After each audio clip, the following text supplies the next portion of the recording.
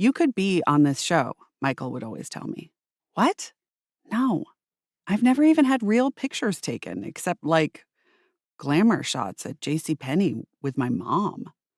Sarah, you're tall and beautiful and wild, and your life is even wilder, and I really think they would pick you to be on this show. You think I'm beautiful? Michael and I met on our very first day at Boston University. My stepdad and mom had decided to divorce the summer before I left for my first semester, so the drive to school was uncomfortable and subdued. When we arrived at Miles Standish Hall, a dorm that had once been a grand hotel, we walked through the lobby, across the aged Art Deco tile, and rode up in the ancient, creaky elevator to the 9th floor in silence. I'd had to bring everything I owned, since my mom would be moving out right after me, and we carried it up and into my tiny single room, which was barely big enough for the three of us to stand in together. We stood, just a little too close, and stared at one another ruefully as the sound of other families unpacking together rang through the halls. "Do you want us to help you unpack?" my mom asked. "No, that's okay. You guys should head home," I said. We hugged and said some subdued goodbyes. It had been an emotional summer, and there wasn't a lot left to say. After the door closed behind them, I looked around my room, which had probably been built as a closet. It was like nowhere I'd ever been, which was perfect. I loved every inch.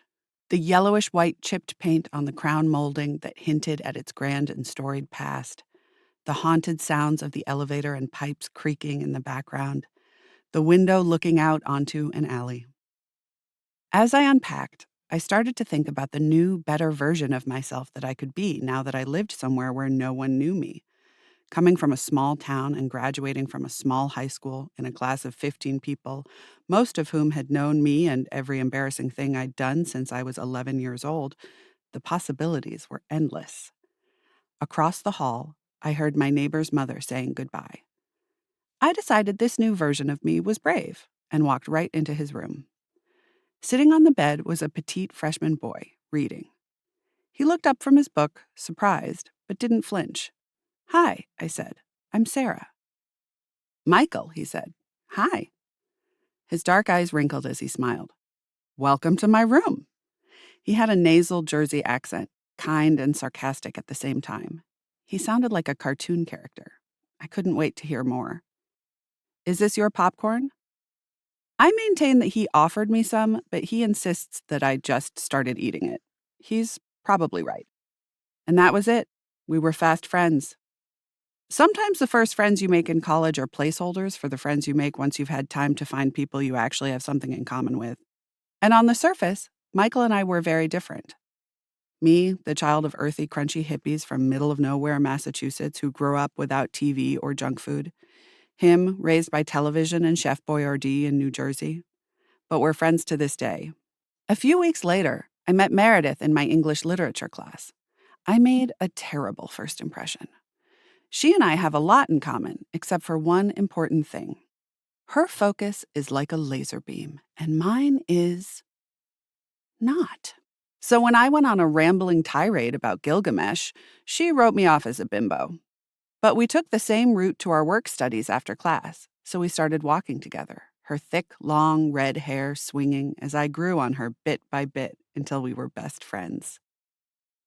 She was homeschooled in New Hampshire and hadn't grown up with much TV either. So I introduced her to Michael, and he introduced us to Law and Order, Friends, and America's Next Top Model, reveling in giving us our pop culture education. Neither of us had ever seen reality TV before. "Never?" cried Michael.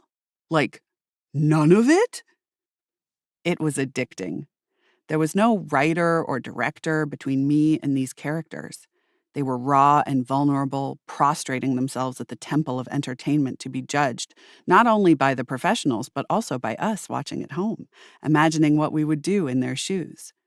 We watched gleefully as Natasha on Cycle 8 cried on the phone to her boyfriend in the very first episode.